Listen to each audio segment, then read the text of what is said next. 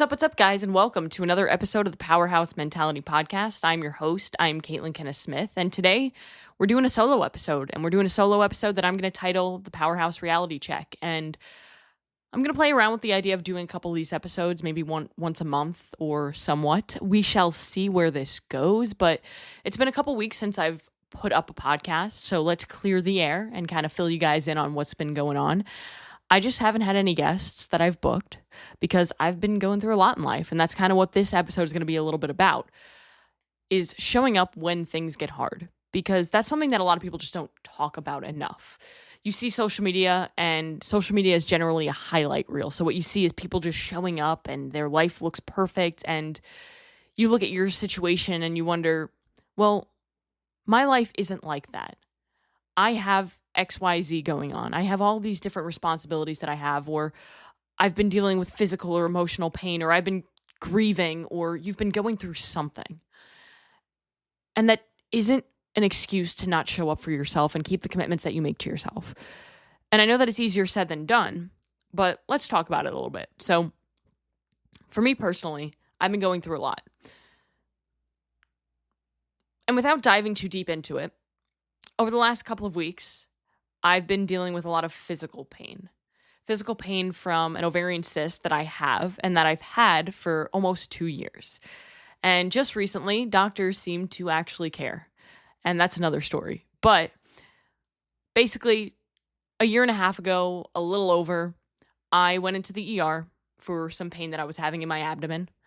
And lo and behold, I had an ovarian cyst. It was pretty big, but it was also very simple, whatever that means. But they said it was a simple cyst and it was about the size of a baseball. Cool, that sounds large. But if it's simple and you don't think it's causing issues, then hey, it'll just kind of work itself away, is what I was told.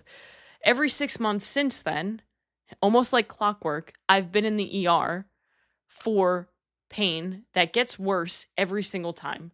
But nothing will beat the pain that I was in July when I went into the ER at like 4 a.m. because I physically couldn't stand, I couldn't pee, I couldn't walk, I could barely get myself to the ER. Shout out to my husband for helping. But again, it was, oh, you have this cyst, it's simple, that's it. And so about a week later, the pain went away.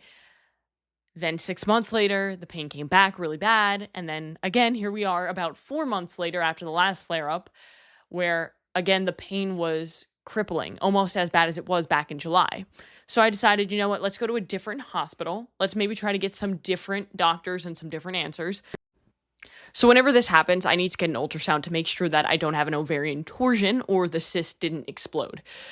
That sounds so fun. Basically, an ovarian torsion is when your ovary twists within itself. How my doctor described it to my husband, for the men out there, is as if somebody took your ball sack and twisted it. Doesn't that sound so fun? Women go through so much fucking shit. Anywho, so I get in to the ultrasound. I'm getting the ultrasound done. The woman is very talkative, and then all of a sudden she gets really quiet. And when she gets quiet, I get nervous. Once the ultrasound is done, she looks at me. She says, hey, I'm going to just give the results to the doctor. Do me a favor. Don't eat or drink anything while you're in the waiting room. Wonderful. That sounds problematic. Anywho, she reiterated it again. Hey, make sure you don't eat or drink anything. They pull me back.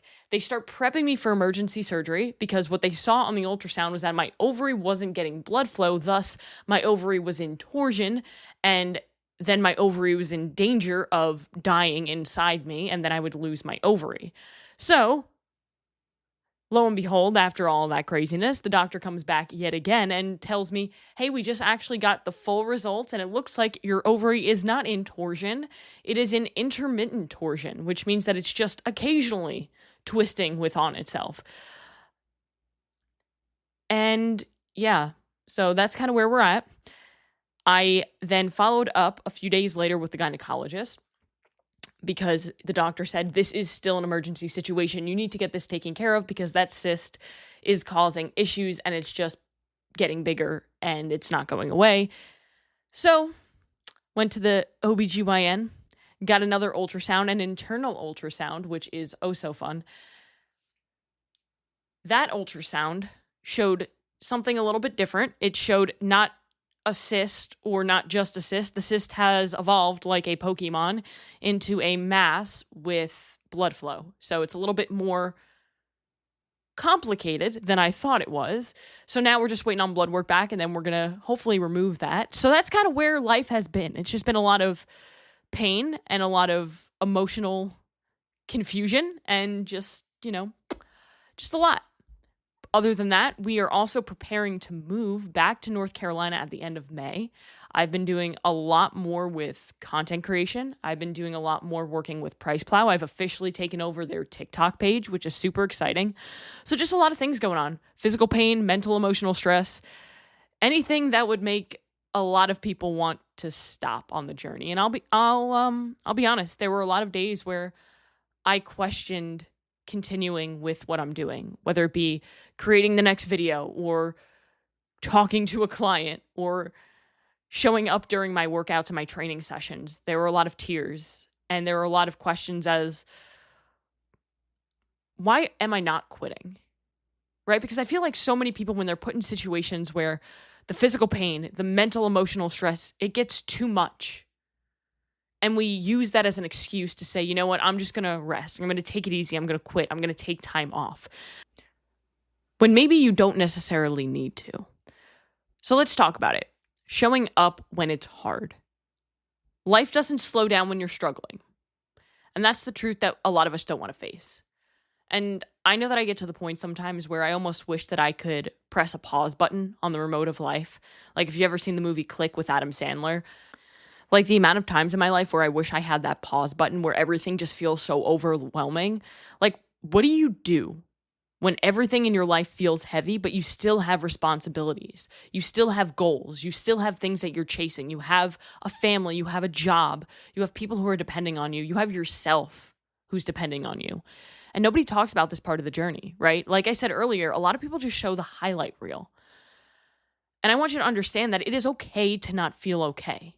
And that's one thing that I feel like social media doesn't depict properly. You're allowed to hurt. You're allowed to be in pain. You're allowed to cry. You're allowed to feel these emotions. But you're also obligated to work through them, to overcome them, because you deserve it. And everything that you're dependent on deserves it.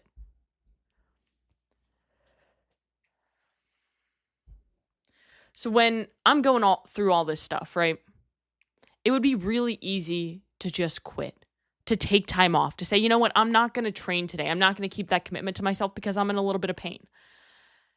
Even though, regardless of what I do, the pain is the same. Working out doesn't make it worse. In fact, it actually made it a little bit better because of the blood flow that I was getting. But so many people use any little excuse that they can get to stop, to take time off, to quit. But you can make that decision to choose to do something instead. And that's a turning point.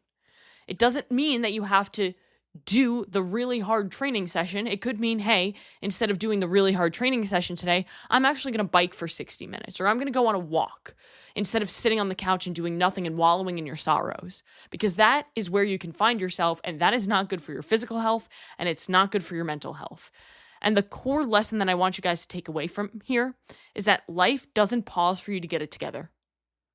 Life doesn't pause for us to get our shit together as much as we want it to.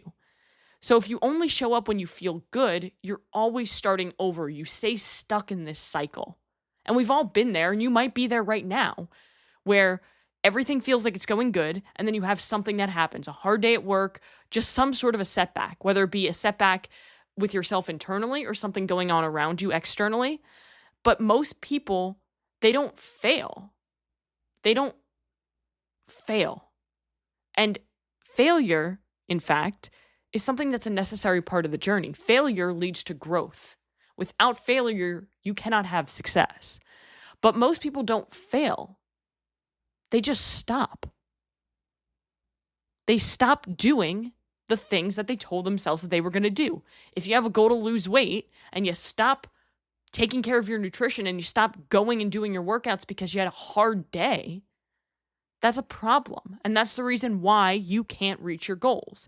It's not because you need a different plan. It's not because your nutrition isn't right. It's not because your macros are wrong. It's because you aren't being consistent with the things that matter. So what happens is you wait until you feel better, you wait for motivation, you let stress or hard things cause you to do a full stop, and then you're in that all or nothing mindset, which we talk about all the time here because the all or nothing mindset is something that so many people identify themselves with. And you have to stop identifying yourself with that mindset because if you always say to yourself, I have an all or nothing mindset, then guess what? You're always going to do something, and all the choices that you make are going to depict you having an all or nothing mindset. What you have to do is detach yourself from that all or nothing mindset and tell yourself, I am not an all or nothing person. I am an always something person. Always something. If you wake up late because you had a hard night of sleep and you're not going to get the full workout in, great. Do something. Go on the treadmill. Go out for a walk. Go do 5 minutes of fucking burpees in your bedroom. Do something. Do something that's going to make you feel like you're still gaining momentum and consistency on your journey. If it's something with your business, if you're trying to build a business and something happened and now you don't have as much time as you wanted to depict to a project, do something.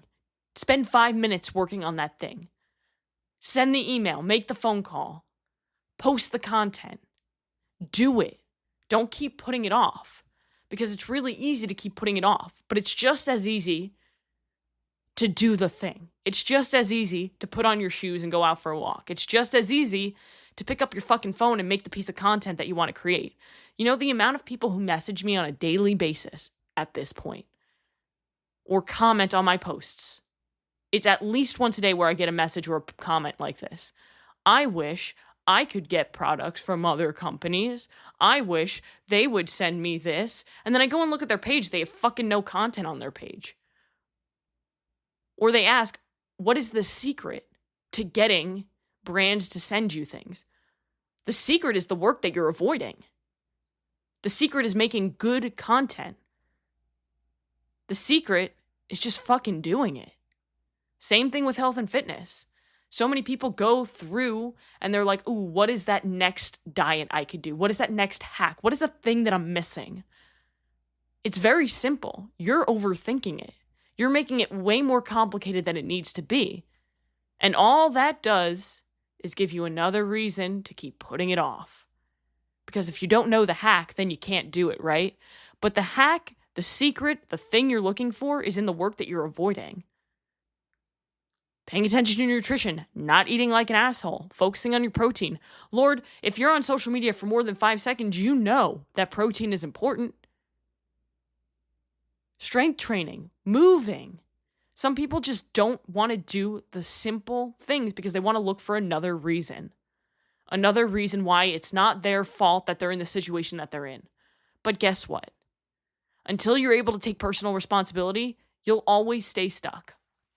So, as always, I'm going to give you info, I'm going to give you value, but here comes the value because without the application or without knowing what to do, you can't do anything, right? First, I told you, keep it fucking simple, stupid, right? That's the best way to look at life. Keep it simple. Just do the thing. Not all or nothing, always something. So, keep the commitment you make to yourself regardless of how you feel. That is the biggest thing, and that is the number one line that I live my life by. Because if I can do that every day, then I'm going to win. If you can do that every day, you're going to win too. So, not every day you're going to have 100%, but you got to give 100% of what you have. So, show up at 50 or 70% instead of 0%. Simplify things when you're feeling really overwhelmed, right? Just the next thing.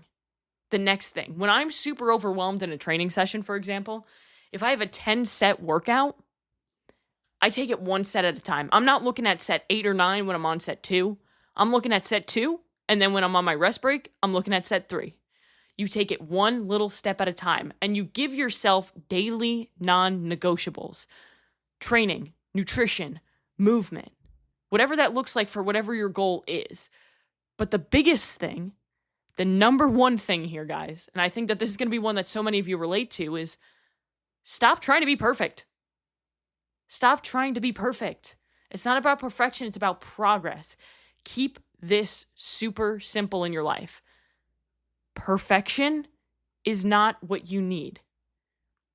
If perfection was what you needed, nobody would be successful. But the reality is that the people who are most successful, they're not perfect. They're showing up when it's not perfect. They're making imperfect decisions and imperfect actions, but they're doing something. They're taking action. So every time you show up when it's hard, you're building the identity of somebody who follows through. And that's what matters. So remember, as always, no one is coming to save you. The only person that can save you is you. So you either have to keep going or you got to keep starting over. But you get to decide that. And the people who win are just the ones who don't stop. They're not the ones who don't fail. They're not the ones who are perfect. They're the ones who don't stop. So just promise yourself, keep the commitments you make to yourself, regardless of how you feel. And if you're feeling overwhelmed right now, just do one thing today. Do one thing, not everything, just something. If you only show up when it feels good, you're going to spend your entire life starting over because life is always going to throw something at you. Stress, pain, busy schedules, something. And the people who win, the people who are most successful, they're not the ones who had it easy. They're the ones who just didn't stop. So just tell yourself, not all or nothing, always something. Keep the commitment you make to yourself regardless. And that's it, guys. So go out today and do one thing that's going to take you one step closer to where you want to be.